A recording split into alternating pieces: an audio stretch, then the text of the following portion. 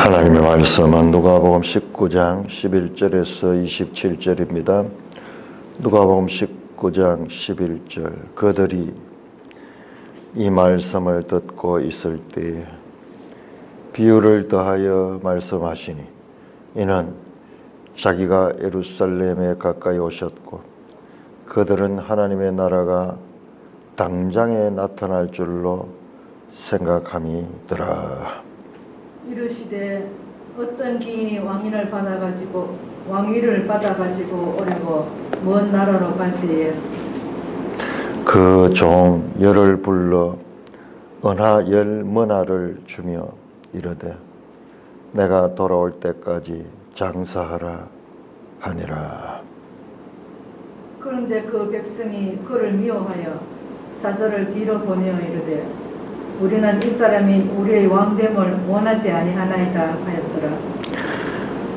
귀인이 왕위를 받아가지고 돌아와서 은하를 준 종들이 각각 어떻게 장사했는지를 알고자 하여 그들을 부르니 그 첫째가 나와 이르되 주인이여 당신의 한 문화로 10만원을 남겼나이다. 주인이 이르되 잘하였도다 착한 종이여 내가 지극히 작은 것에 충성하였으니 10골의 권세를 차지하라 하고 그 둘째가 와서 이르되 주인이여 당신의 한 문화로 5문화를 만들었나이다. 주인이 그에게도 이르되 너도 5골을 차지하라 하고 또 한 사람이 와서 이르되 주인이여 보소서 당신의 한 문화가 여기 있나이다. 내가 수건으로 사두었습나이다. 이는 당신이 엄한 사람인 것을 내가 무서워함이라. 당신은 두지 않는 것을 취하고 심지 않는 것을 거두나이다. 주인이 이르되 악한 종아 내가 내 말로 너를 심판하노니 너는 내가 두지 않는 것을 취하고 심지 않은 것을 거두는 엄한 사람인 줄로 알았느냐. 그러면 어찌하여 내 돈을 은행에 맡기지 아니하였느냐. 그리하였으면 내가 와서 그 이자와 함께 그 돈을 찾았으리라 하고 곁에 섰는 자들에게 이르되 그 한 문화를 빼앗아 10머나 있는 자에게 주라 하니 그들이 이르되 주여 그에게 이미 10머나가 있나이다. 주인이 이르되 내가 너희에게 말하노니 무릇 있는 자는 받겠고 없는 자는 그 있는 것도 빼앗기리라. 그리고 내가 왕됨을 원치 아니하던 저 원수들을 이리로 끌어다가 내 앞에서 죽이라 하였느니라.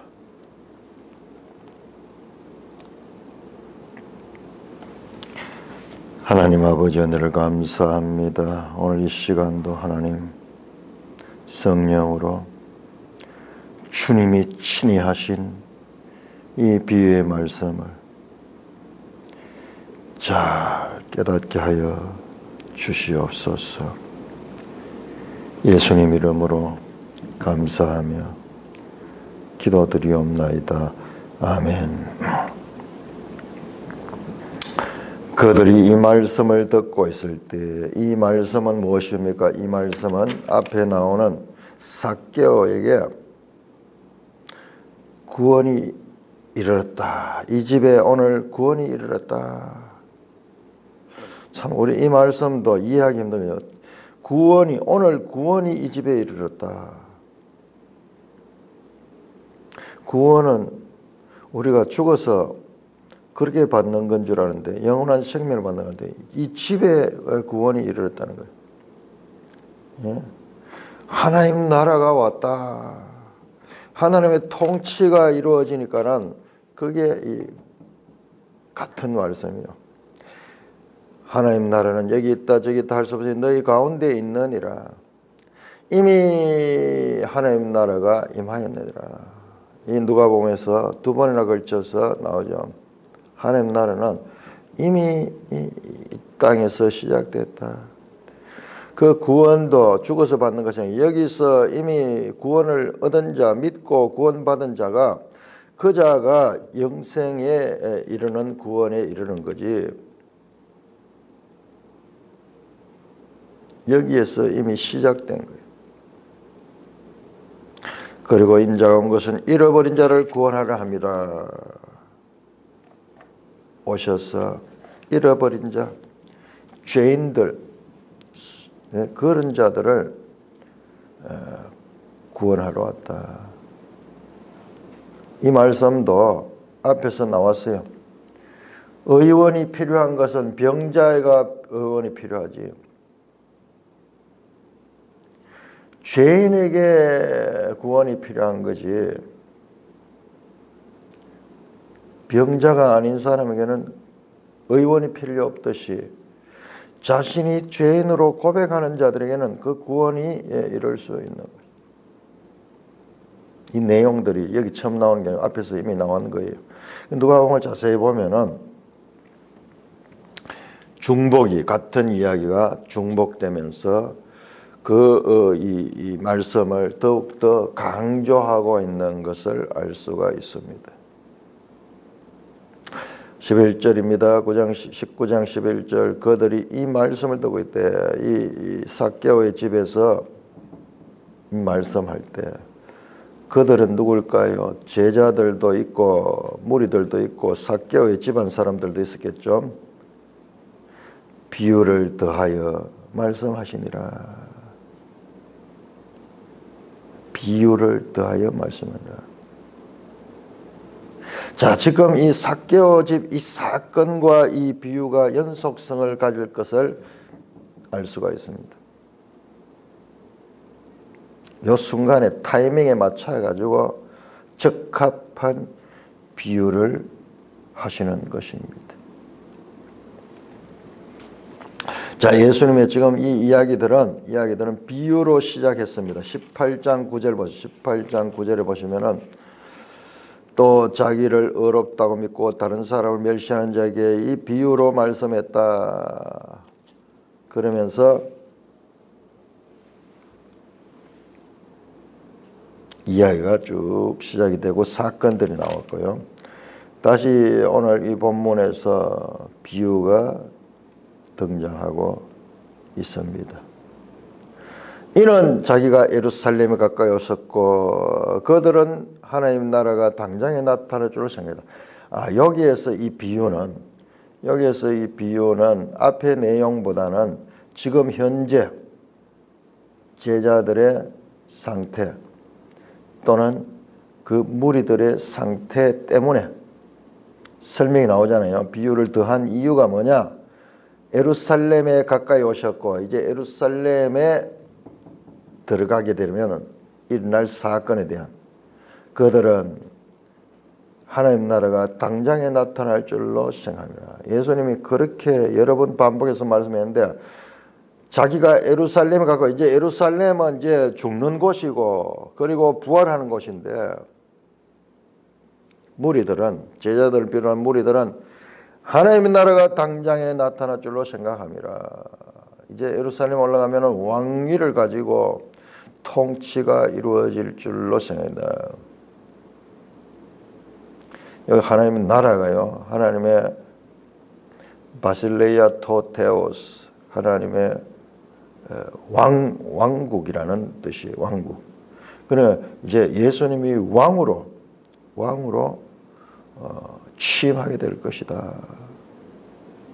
그래서 기대감이 지금 충분할 거예요. 그러니까 우리 이 다른 복음서 보면은 제자들이 이제 점점 예루살렘 가까이 가니까는 이야 이제 한 자리 할 것이라 하는 그런 기대가 불러가지고 누가 과연 더 높을까 우리 가운데서도 누가 더 예수님 가까이서 모시게 될 것인가 그렇게 생각하는 거예요. 그 때문에 이 비유를 말씀한 것입니다. 비유를 더하여 왜 이제 예루살렘이 가까이 왔기 때문에 예루살렘은 예수님이 이제 죽음을 당하는 곳이고 그렇지만은 예수님은 그들의 기대와는 정반대예요. 세상을 떠나는 것입니다. 세상을 떠나시는 것입니다. 그래서 이어지는 내용은 그 주님의 죽으심과 연관이 있고 주님의 다시 오심과 연관이 있는 내용일 것입니다. 이 비유는 예수님이 예루살렘을 향한 여정 중 마지막 하시는 비유입니다. 세 무리가 등장합니다. 비유 가운데 첫째, 귀인이 어떤 귀인은 왕이에요. 나중에 왕위를 가지고 오는 분이에요. 길 떠나는 어떤 귀인. 그 다음에 둘째,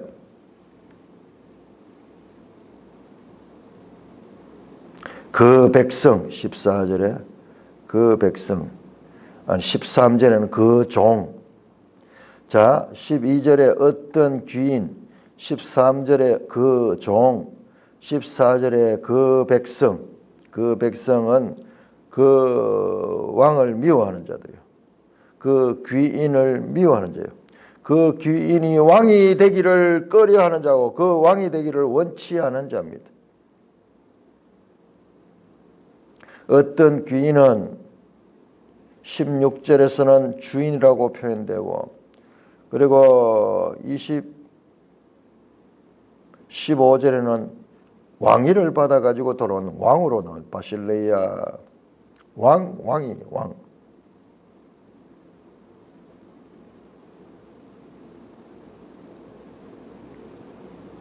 그 종은 누군가 13절에 귀인이 왕위를 받아가지고 오려고 먼 나라로 갔다. 자, 매일 성경 주석에 보면 여기에 대해서 나오는데 BC 4년에 이 로마의 분봉왕 헤롯이 헤롯 아켈라오 그 이 헤롯 대왕의 아들인데 그러니까 로마의 분봉왕들은 이 지금 그들이 통치하고 있는 그 이 팔레스타인이 로마의 식민지로 있잖아요. 그러니까는 로마에서 그 왕을 임명하는 거예요. 로마에서 재가를 받아야지 그것을 통치할 수 있는 거예요. 로마는 될 수 있으면 귀찮도록 자기들이 직접 통치하지 않고 그 사정을 잘 아는 사람, 어떻게 하든지 잠깐 세금을 잘 걷어내고 반역 소요가 일어나지 않도록 잘 통치하는 자가 맡아서 지배하기를 원하는 겁니다. 식민지가 여러 개 있으면은 골치 아프거든요. 자꾸 반란이 일어나고 다시 주권을 되찾으려고 하는 그런 일들이 있으니까는 그 땅이 넓으니까는 통치하는 나라가 많으니까 여기저기서 그런 일들이 터져 나오는 거예요. 그러니까는 이 황제의 입장에서는 로마의 가이사의 입장에서는 얼마나 복잡겠어요. 많이 가지고 있으니까는 그만큼 신경 써야 될 일들이 많죠. 그래서 어야든지 그 식민지를 잘 다스리는 자들, 그들이 어떤 수단과 방법을 가르치는지 거기에는 별 관계없고 자관 조용하게 잘 다뤄가지고 세금은 꼬박꼬박 잘 내고 하는 그런 통치자를 원했겠죠. 실제적으로 그때 어떤 일이 있었냐면 그 헤롯이 유대인이 아니잖아요. 에돔 사람이, 이돔의 사람이, 이돔의 정통성이 없잖아요. 그래서 그 로마로 왕위를 승인받기 위하여 황제를 찾아갔습니다. 그때 유대인들이 이 헤롯 아켈라오를 왕으로 원치 않아 가지고 유대인 대표단이 다시 로마로 갔어요. 아켈라오는 왕위를 받으러 갔고 그 유대인 대표단은 또 다른 길을 통해 가지고 로마를 찾아가지고 이 사람이 왕이 되면 안 된다 그러면서 그것을 저지하려고 갔습니다. 그러니까 황제 입장에서는 아켈라오도 만나고 유대인들도 만나는 거예요. 그러니까 유대인들이 와서 저 사람이 왕이 되면 안 되는 이유를 설명하면서 그들이 반발이 날 걸 생각하니까는 왕위는 주되 그 아켈라오의 권한을 심하게 제한했다. 유명한 그 당시의 사람들에게는 현실적으로 다 알고 있던 그런 그 사건을 비유로 말씀하고 있습니다.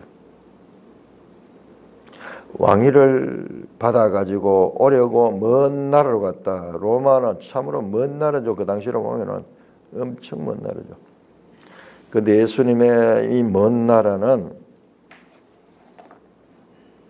하나님의 나라예요. 하나님의 나라. 받아가지고 오려고 먼 나라로 떠났습니다. 예수님이 죽으시고 부활하시고 승천하시는 것을 나타내는 거예요. 그렇지만 그분은 왕이십니다. 왕.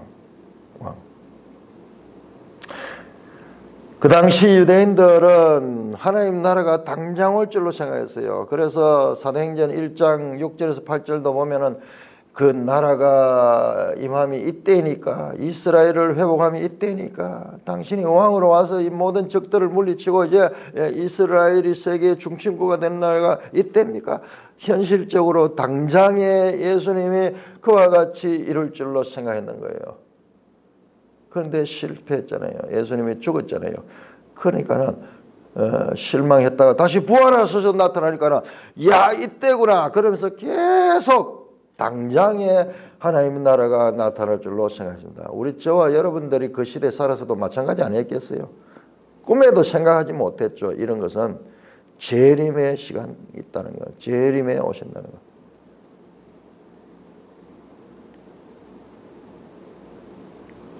자, 그러면서 그 귀인이 왕위를 받기 위해서 가면서 어떻게 하냐, 그 종열을 불렀습니다. 그 종들은 1차적으로는 1세기의 사도들이고, 그리고는 모든 교회 시대의 성도들이 포함이 됩니다. 그 종열을 불러서 은화 10머나를 주니, 우리 다른 복음서에는 이 달란트로 나오는데 여기서는 머나로 나오는데, 그 왜 그렇게 같은 예수님 말씀인데 다르냐? 뜻은 같거든요. 뜻은 같은데 예수님이 이 이야기를 여러 번 했을 수도 있어요. 때로는 비유니까는 달란트를 가지고 비유했을 때도 있고, 여기서는 머나를 가지고 비유를 했을 수 있는 뜻은 같아요. 자, 머나는 무엇이냐? 매일 성경 주석에 보면 그 당시로 60분의 1 달란트, 달란트보다는 60분의 1 정도밖에 되지 않지만은 1달란트가 어마어마했죠. 자, 이것도요, 약 100드라크마로 당시 노동자의 100일 급료에 속한다. 요즘 우리 일당이 상당히 많이 올랐죠. 요즘 보통 뭐 나가면 10만 원씩 일을 받는다 그러면은 우리 돈으로 현재로 치면 한 1,000만 원 정도 되는 적지 않은 돈이에요.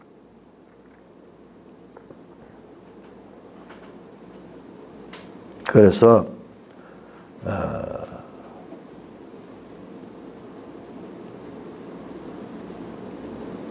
각 사람에게 한 모나씩 줬어. 10사람에서 은하 10문화를 줬습니다.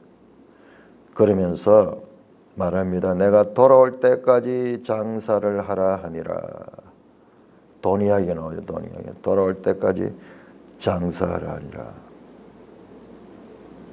그런데 그 백성이, 종이 아니고 그 나라의 백성들이 그를 미워하여 사자를 뒤로 보내어 이르되 우리는 이 사람이 우리의 왕됨을 원치 아니하나이다 하면서 그 먼 나라에 있는 그 큰 왕에게 가가지고 그렇게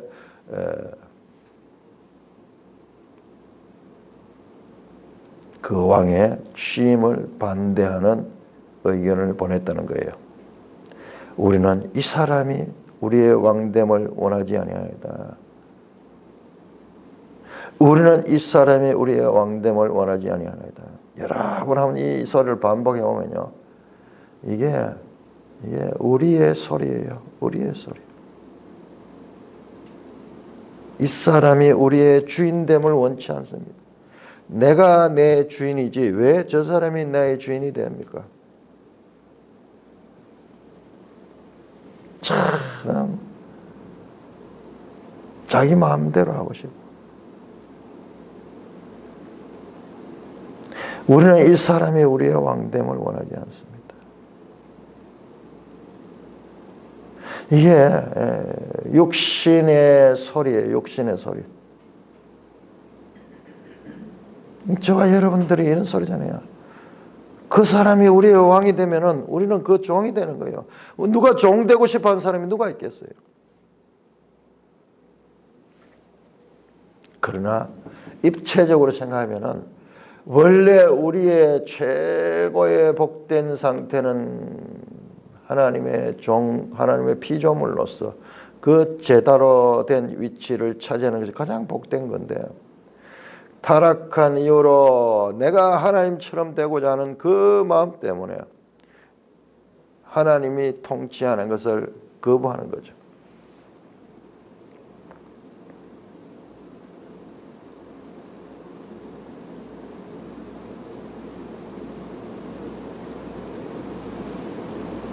예수님께서 이 비유를 하시는 것은요, 우리가 앞에서 보면 사람의 생각을 아시는 거예요. 사람 생각을 아시는 거예요.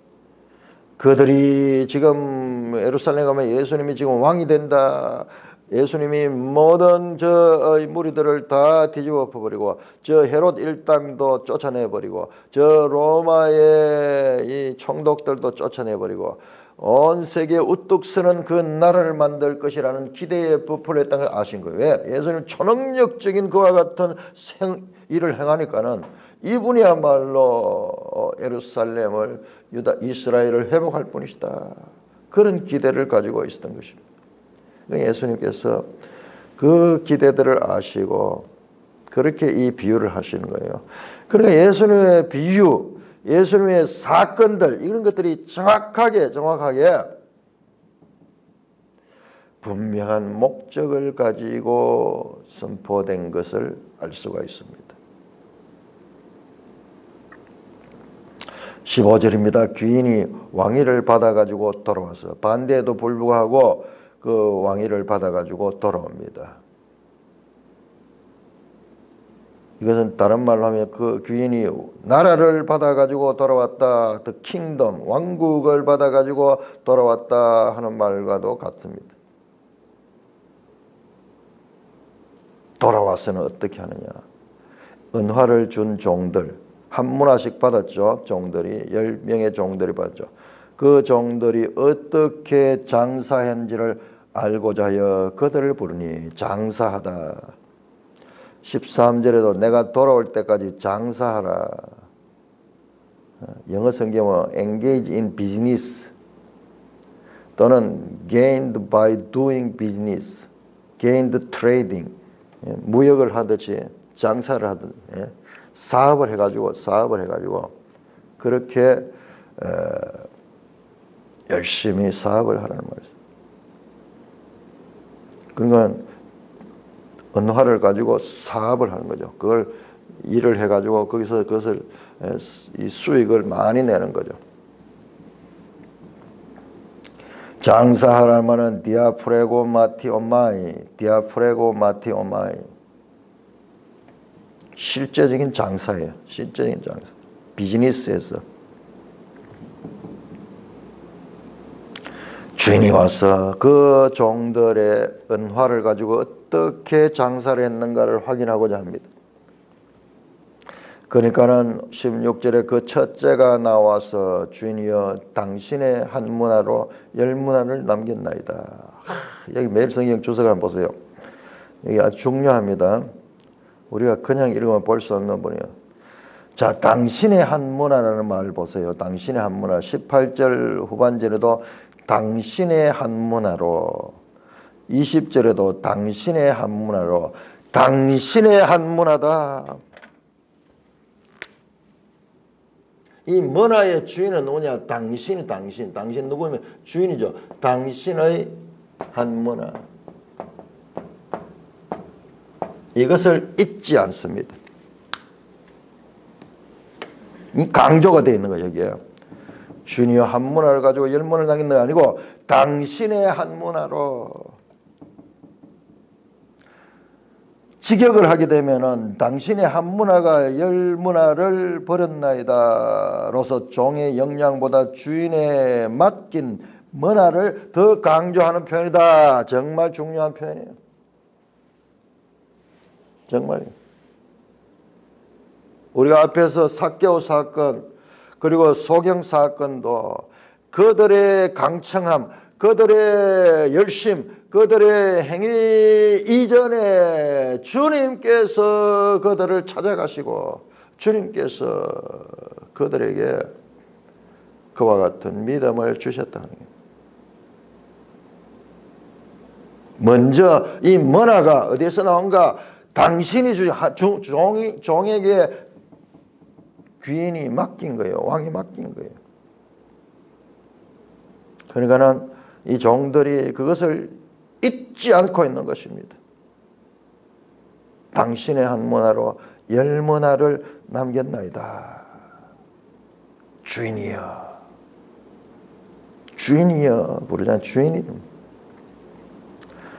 17절 주인이 이르되 잘하였다 착한 종이여 내가 지극히 작은 것에 충성하시니 열 꼴의 권세를 차지하라 하고. 이 말씀이요 엄청난 말씀이에요. 주인이 이르되 잘하였다 착한 종이여. 주인이 칭찬합니다. 자, 우리가 12장 한번 볼까요? 누가복음 12장. 이 이야기들이 이미 나왔던 이야기라고 제가 드리는 이유가 바로 이런 부분이에요. 12장 예수님의 비유가 보시면은 12장 42절 12장 35절부터 한번 보시면은요. 예수님께서 재림에 대한 비유를 하십니다. 허리에 띠를 띠고 등불을 켜고 서 있으라. 너희는 마치 그 주인이 혼인 집에서 도로와 문을 두드리면 곧 여들고 저르고 기다리는 사람과 같이 되라. 주인이 와서 깨있는 것은 그 종들은 복이 있으라. 주인이 떠났다가 다시 돌아오는. 여기에서는 주인이 혼인잔치로 갔다가 오시는 거로 되어 있고, 지금 여기에서는 지금 누가복음 19장에서는 그 주인이 왕위를 받으러 떠나는 것 되어 있습니다. 비유기 때문에 핵심 메시지는 같지만은 그 상황은 달리 표현될 수도 있습니다. 그 종들이 깨어있는 자는 복이 있다. 38절에 주인이 혹 2경이나 혹 3경에 이르서도 종들이 그와 같이 하고 있는 것을 보면 그 종들은 복이 있으리라.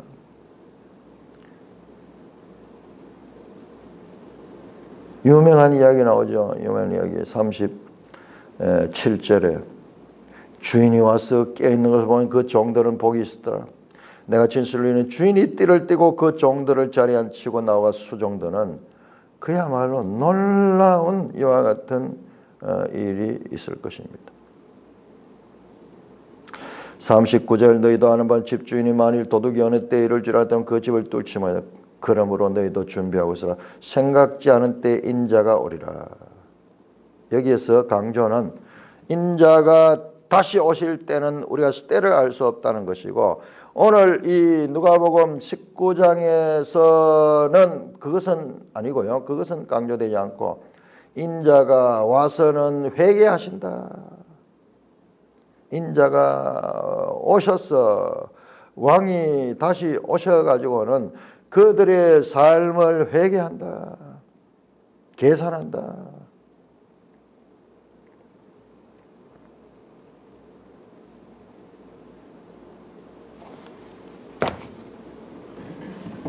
그러니까는 재림에 관한 메시지도 여기 처음 나오는 것이 아니고 앞에서 이미 나온 것이에요. 그래서 반복되고 있다는 것 제가 이야기를 드린 거예요. 뚝 떨어져 있으면서 이렇게 반복되고, 재물에 관한 이야기도 어제 봤죠. 계속 반복되고 있고, 그 다음에 기도에 관한 이야기도 반복되고 있고, 그리고 이런 자를 찾는 이야기도 반복되어 있는 거죠. 반복되어 있습니다. 그러니까 우리 온전하게 이해를 해야 돼요. 누가복음 속에서 같은 주제의 반복을 통해 가지고 지금 여기서는 재림의 때에 대해서 누가복음 12장에서는 강조했고, 그다음에 누가복음 19장에서는 재림하시되 재림해서 그들의 삶을 심판하시는 그와 같은 주님으로서의 역할이 강조되고 있습니다. 때는 여기서 별로 돌아온다 하는, 왕위를 받아 돌아왔다 하는 그 이야기고, 와서 뭐 하느냐, 이렇게 심판한다는 거예요.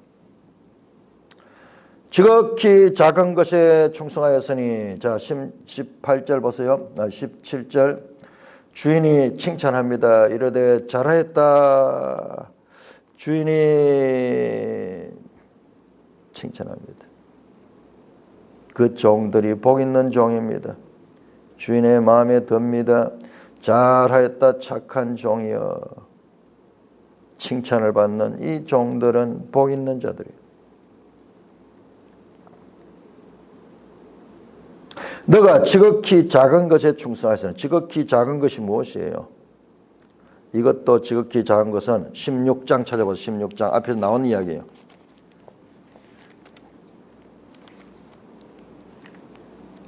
누가복음 16장 불의한 청지기 비유 가운데서 16장 10절에 보시면은 지극히 작은 것에 충성, 10절이죠. 16장 10절. 지극히 작은 것에 충성된 자는 큰 것에도 충성하고, 지극히 작은 것에 불의한 자는 큰 것에도 불의하는. 여기서 지극히 작은 것이 뭐야? 앞에 나오는 불의한 재물이에요. 재물. 이 세상에서 사용되는 재물, 만몬은 이 세상에서 대단한 것 같지만, 그러나 이건 작은 거야. 아주 작은 거야. 이 세상 나라에서만 통용되는 이 온전하지 못한 것이지만은, 그것을 잘 다룬 사람은, 그것에 충성한 사람은 내가 큰 것에도 충성하리라. 여기 16장에서 나왔는데, 그 큰 것이 무엇이냐? 여기 구체화됩니다. 10골의 권세를 차지한다. 10골 권세를 차지한다. 16장 10절에는 큰 것에도 충성되게 할 거다. 큰 것을 맡기겠다고 했는데, 그 큰 것이 여기는 뭐냐? 10골의 권세, 왕의 통치 권세를 가진다는 것입니다.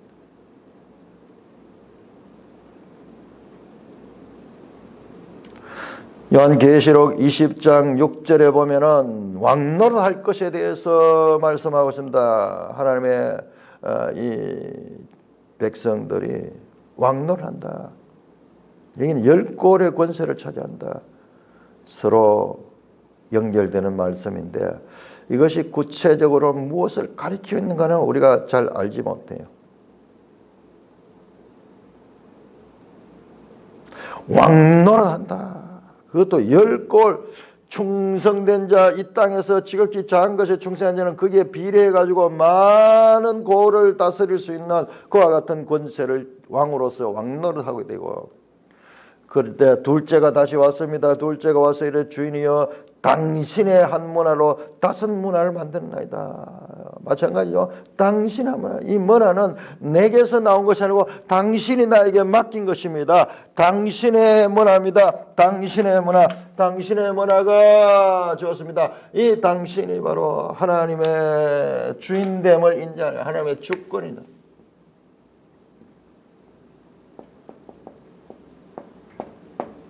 장사는 종이 했지만은 그 종이 장사한 것의 원인은 바로 당신의 한 문화다. 당신의 한 문화. 하나님이 주셔서 하신 것이다. 자, 삭개오가 열심히 해서 구원을 받은 것이, 그 한 소경이 열심히 부르짖어서 구원을 받았다고 생각하기 쉬운데, 그에게 먼저 한 문화를 주신 분은 바로 하나님이시다.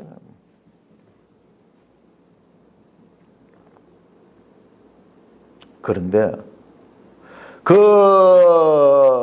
주인이 왕됨을 싫어한 자는 이걸 보지 않아요. 이걸 보냐? 왕됨을 싫어한 자는 자기 능력을 가지고 되었다고 생각하게 됩니다.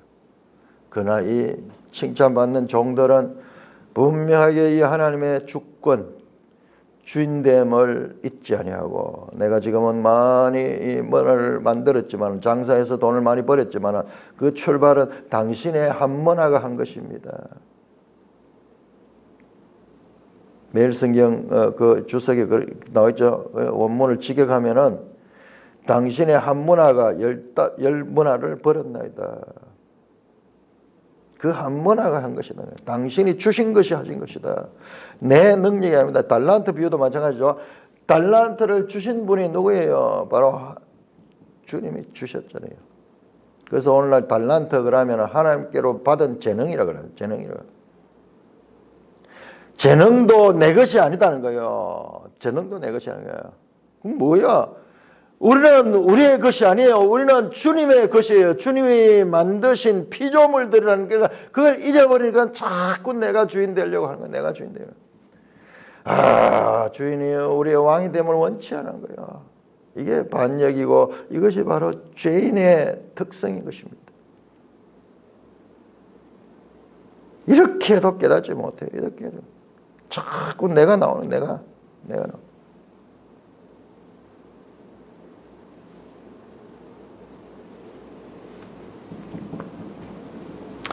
20절입니다. 또 한 사람이 와서 이르되 주인이여 보소서 당신의 한문화가 여기 있습니다. 이 세 번째 사람은 좀 부정적인 사람인데 이 사람도 그 부분에서는 인정합니다.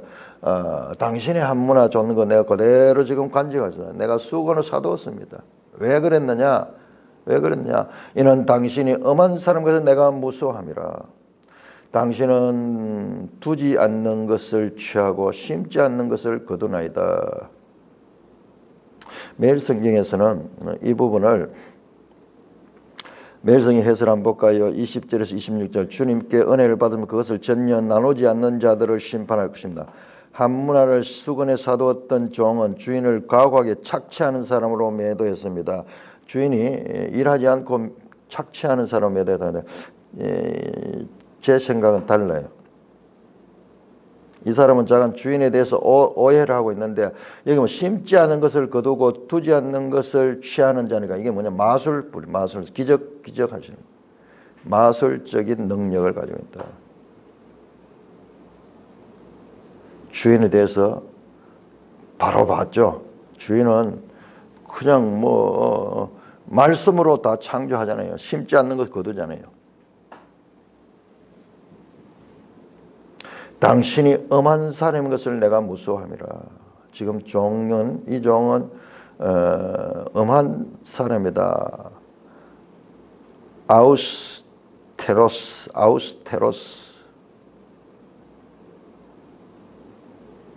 주인에 대해서 사랑을 알지 못하고 있어요. 그 구약의 무서운 하나님.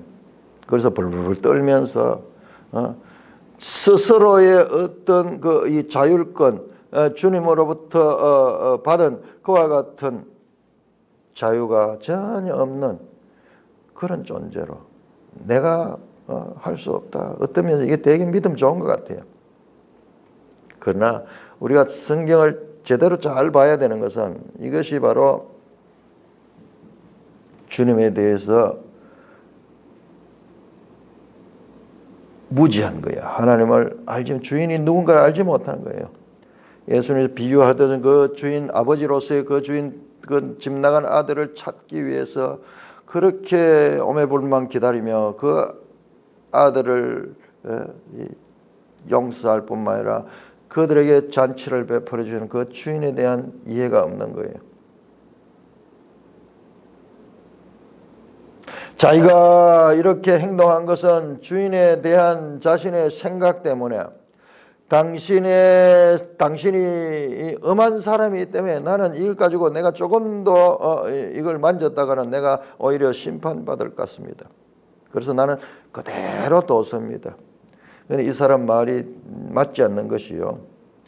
주님은 종에게 말했습니다. 뭐라고 말했습니까? 내가 돌아올 때 그 장사하라고 말했거든요. 명령하셨거든요.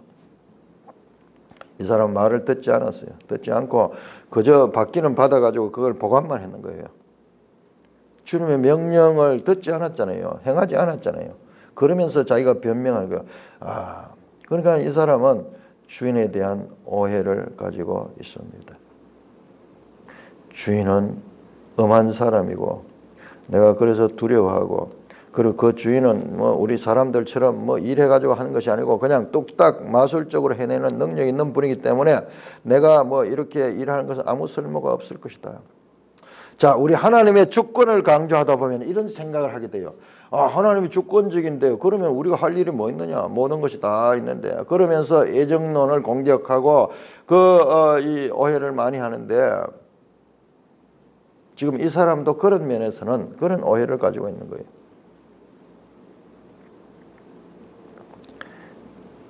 (22절은) 주인이 이르되 악한 종아 네가 네 말로 너를 심판한다. 주인에 대한 오해, 주인에 대한 그와 같은 무지함, 그것이 너 자신을 심판하는 것이다. 너는 내가 두지 않은 것을 취하고 심지 않은 것을 거두는 엄한 사람인 줄 알았냐? 다시 한번 그렇게 합니다. 그것이 아니다 하는 거죠. 오해했다는 거예요. 네가 알지 못했다는 거예요. 무지했다는 거예요. 자, 그러면은 어찌하여 내 돈을 은행에 맡기지 않았느냐? 그래서 내가 와서 이자와 함께 그 돈을 차지하라 하고. 그 당시에도 은행 제도가 있습니다. 그런데 구약 성경을 보면은 유대인들은 이자를 받지 않도록 명령했어요. 이자를 받지 않도록. 그런데 예수님의 비유 가운데는 이게 그 당시의 상황이 나옵니다. 아마 이때는 은행 같은 것이 있어서 그것이 이자를 받을 수 있는 그런 이 경제 시스템이 되어 있었던 것 같아요. 그러니까는 어느 한 부분을 잘라가지고 그걸 절대적으로 보면 안 돼요. 유대인들 특히 그 동족들에게 이자 받는 것을 율법으로 금했어요. 그러나 이때는 이미 그와 같은 은행이 있고 그 이자가 있었습니다.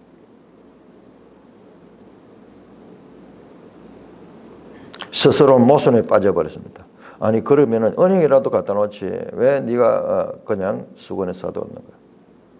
그러면서 그에게 말합니다. 악한 종아, 악한 종아. 12장 46절에 보시면은 생각지 않는 날 알지 못한 시각에 그 주인이 이를 엄히 때리고 신실하지 않은 자에 받는 벌에 처할 것이다.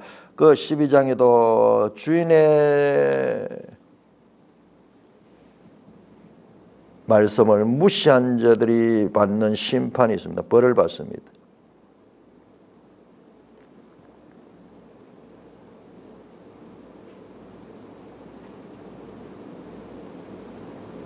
곁에 서는 자에게 한 문화를 빼앗아 열 문화 있는 자에게 주라. 한 문화 줬는 그대로 가 있는 그것을 빼앗아 가지고 다시 그것을 열 문화 많은 장사에서 돈을 벌인 자에게 주라고 합니다.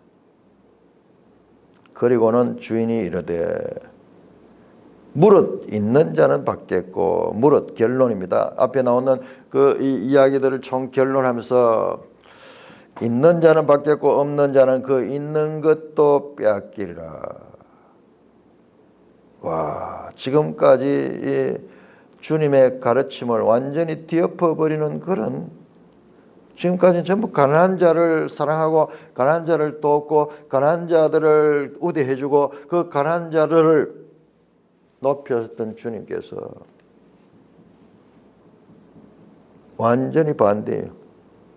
있는 자는 더 받고 없는 자는 그 있는 것까지도 빼앗기리라. 자, 우리가 마지막 비유를 통해서 지금까지 우리가 누가복음 앞에서 끊어왔다 그러면은 우리가 오해할 수 있는 주님이에요. 재물을 싫어하시고 돈을 싫어하고 돈을 사랑하는 것은 돈을 아주 부정하게 여기고 그런 가르침인지 아니에요. 우리가 어느 한 부분을 끊어서 보면 안 돼요.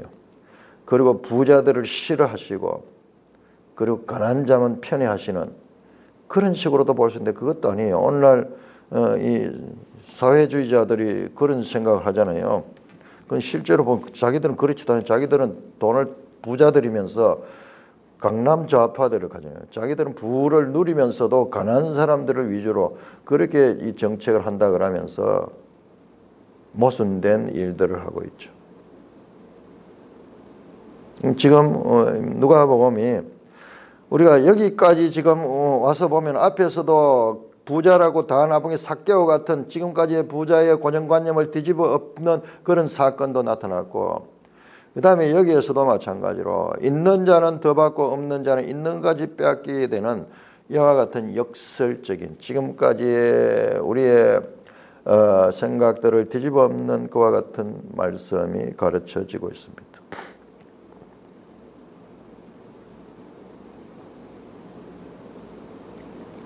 그리고 내가 왕됨을 원하지 않은 저 원수들을 이로 끌어라 내 앞에서 죽이라 했다. 내가 왕됨을 원치 않은 자들 누구예요? 그 백성들이죠. 14절에 그 자들을 끌어다가 내 앞에서 죽이라.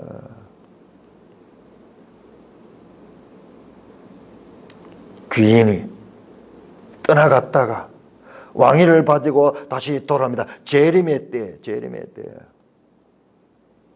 그러면은 이 종들 재림의 때까지 주인이 돌아올 때까지 종들은 받은 문화를 가지고 열심히 장사를 해야 되는 것입니다.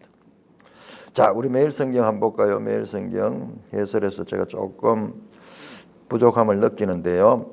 11절에서 13절 밑에서 셋째 줄 보시면은 예수님이 다시 오실 때까지 우리가 해야 할 일은 예수님께 받은 은혜를 세상으로 흘려보내는 것입니다. 맞죠? 문화는 하나님의 은혜예요. 예수님은 자신이 이 땅에 계셨을 때 하셨던 일들, 곧 소외된 자들을 환대하고 약한 자를 보호하고 죄인을 포용하는 일을 우리에게 맡기셨습니다. 그러니까 열심히 장사하는 게 뭐냐 그러면은 이와 같은 소외된 자들, 약한 자들, 죄인들을 포용하는 이런 일들을 맡겼다는 것입니다.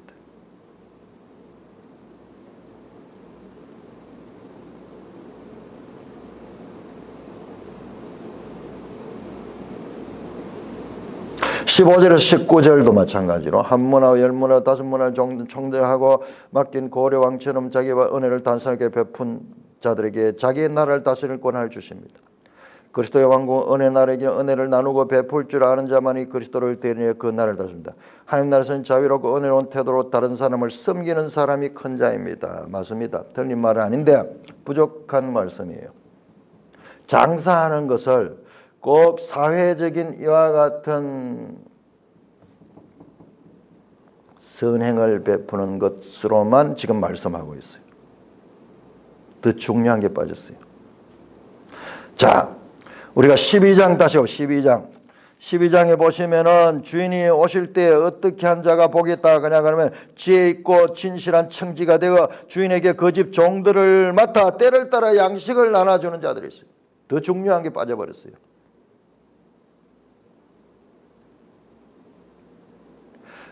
받은 은혜를 가지고 장사하는 것 가운데 가장 중요한 것은 하나님의 나라를 섬기고 하나님의 말씀을 가리키고 그 종들에게 하나님의 구원을 증거하는, 그리하여 때를 따라 이 백성들에게 양식을 나눠주는 이와 같은 부지런한 복음 사업이 빠져버렸어요. 장사 무엇 하는 게 장사하는 거냐? 열심히 장사하는데 열 골의 권세를 가지고 열 문화를 남겼던 이 사람은 그냥 다른 사람들 섬기는 그것만이 아니고 더 중요한 것은 그 하나님의 말씀을 가르치고 전도하고 복음을 확장시켜가는 그와 같은 일들이 우선이에요. 그 다음에 자연적 복음 안에는 소외된 자들에 대한 관심, 약한 자들을 보호하고 죄인을 포용하는 일들이 따라오게 되는 거예요. 그 복음의 내용이잖아요. 내용. 내가 왜 이야기를 강조하느냐 그러면은 매일 성경이 조금 이렇게 지금 이 김형국 목사 일당들이 지금 여기 들어와서 지금 참여하는 게 보이잖아요. 자, 뭐냐, 이게 나쁜 이야기 아니에요. 맞는 이야기지만은 부족한 이야기고 우선순위가 바뀐 이야기예요. 문제는 거기에 있는 거예요. 요 작은 미시한 것 그냥 보면 우리가 흘려버리는데요. 당신의 한 문화, 당신의 한 문화, 당신의 한 문화가 강조되잖아요. 주님의 주권. 종들은 이걸 잊지 않았어요. 이걸 잊지 않았어요. 자, 제가 한 가지 말씀하고 오늘 말씀을 마치겠습니다. 제가 그 정가훈 목사하고 누가 이 대담을 하는데 감리교 목사님이 과거에 이 정부 좌파 정부를 지지하고 감리교 신학 자체가요 완전히 좌파로 기울어졌습니다. 그럼 뭐 남아 있는 게 없어요. 감리교, 그 다음에 저 성공회, 뭐 이런 쪽은 완전히 저 좌파의 온산이에요. 그 다음에 기독교 장로회 이런 것. 왜 그런가 자세히 보면 그들의 구원의 핵심은요 이 사회 구원. 감리교가 이승만 대통령이 감리교 출신이고요. 감리교가 아주 복음적이었어요. 그런데 언제부터 바뀌었느냐? 감리교 신학대학에 우리 지금도 우리 젊을 때 들은 변선한 교수라는 분이 있어. 종교다원주의를 주장하는 분이에요. 그런 사람들이 교수로 들어오면서 감리교 신학교가 완전히 그 사람들에서 장악되면서 전부 사회 구원만 강조했는 거예요. 그래서 감리교는 그 미국에 또는 외국에 이 선교비가 들어오면은 뭘 했나 그러면은 그걸 가지고 사회사업을 학교를 짓고 배제학당 같은 게 저게 감리교고 이화여대도 아마 그 감리교인지는 모르겠어요. 감리교가 저 서울 쪽으로 경기도 쪽 이쪽으로 많이 그 이 선교 지역을 잡았어요. 그래서 학교를 짓고 그렇게 또 사회사업을 하고 이런 걸 많이 했어요. 좋은 일들 많이 했죠. 그 장로교는 어떻게 했느냐? 장로교는 그걸 가지고 교회를 지었어요.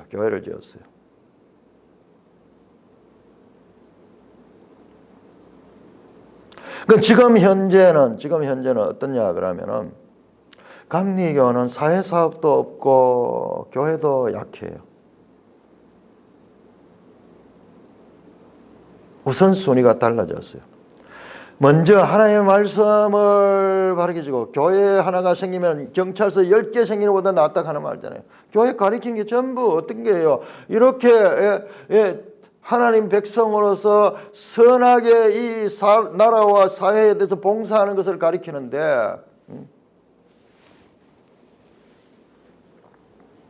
그러면 그 말씀을 받은 사람들이 삶의 현장에 가서 장사하는 거죠. 그렇게 하면서 살아가면서 그렇게 사회적으로 영향을 끼치는 거죠. 그런데 우선순위가 바뀌어 사회를 먼저 바꾸겠다고 거기다 투자를 하고 거기다 앞장서서 일하다 보니까 본질을 잊어버렸어요. 그래서 지금 이것도 안 되고 저것도 안 된다 실토를 하는 이야기를 내가 들었어요. 우리가 이렇게 또 신학도 없어져 버리고 그렇다고 해가지고 무슨 사회사업도 많이 하냐 그럴 수도 있는 역량이 없는 거예요. 신학이 없고 그러면 뭐 교회가 위축되면 뭐 능력이 없는 거죠. 지금 이 해석에서도 그럴 수 있는 위험성이 있고요. 자, 12장과 제가 그렇게 말씀했죠. 누가복음 안에서도 주제가 지금 연결되고 있다. 기도에 대한 것도 앞에서도 나오고 뒤에서도 나오고요. 지금 이것도 마찬가지로 주님의 재림에 대한 것도 그리고 재림치까지 그 종들이 행해야 될 것. 지금 여기서는 문화를 통해서 열심히 장사하는 것이고 12장에서는 깨어서 기다린 것이에요. 그래서 깨어서 기다리는 지혜 있고 진실한 청지기는 뭐냐? 주인에게 그 집 종들을 맡아서 때를 따라 양식을 나눠주는 자들이에요. 마태복음 13장 52절에서 예수님은 그렇게 말씀합니다. 때를 따라 그 양식을 새것과 애것을 창고에서 그렇게 내어서 주는 자가 복이 있는 자입니다.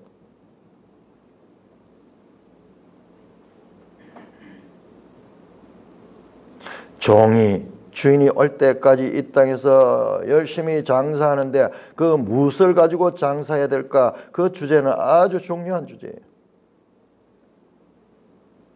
누가복음을 보면은 약자들, 사회적 이 장애인들, 사회적 약자들, 과부 뭐 이런 사람들에 대한 높임이 많이 나오니까는 우리도 보면서 야 그게 중요하구나. 아니에요. 그것보다도 더 중요한 것은 영원한 생명, 그런 것들은 작은 것에 해당되는 거예요. 물질로서 도울 수 있는 것들입니다. 지극히 작은 것에 충성하는 것입니다. 그보다 더 중요한 사업은 무엇이냐? 하나님의 말씀을 제대로 가르치고 하나님의 교회를 건강히 세우는 일들이 우선입니다. 그렇게 하면은 그 다음 것은 따라오는 거지.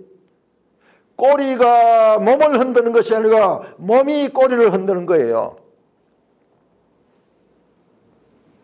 꼬리가 머리를 흔들고 있는 거예요. 그렇게 되면은 미친 것이 되는 거예요. 그 다음에 과연 복음의 생명이 이어질 수 있을까요? 자, 사회복지가 이루어졌다. 그럼 어떨 것인데요? 사회복지가 이루는 것이 목적입니까? 그것은 지극히 작은 것이에요. 이 지극히 작은 것은 목적이 아니에요. 그것은 수단에 지나지 않는 것입니다. 참 좋은 이야기를 하고 있고 누구나 들어서 좋은 이야기지만은 그러나 본질적인 그와 같은 것이 빠지는 이것이 무엇이냐? 이것이 주인의 주권보다는 사람에다가 강조를 두는 그와 같은 사상이 현실적으로 나타나는 그와 같은 것입니다. 찬송가 452장입니다.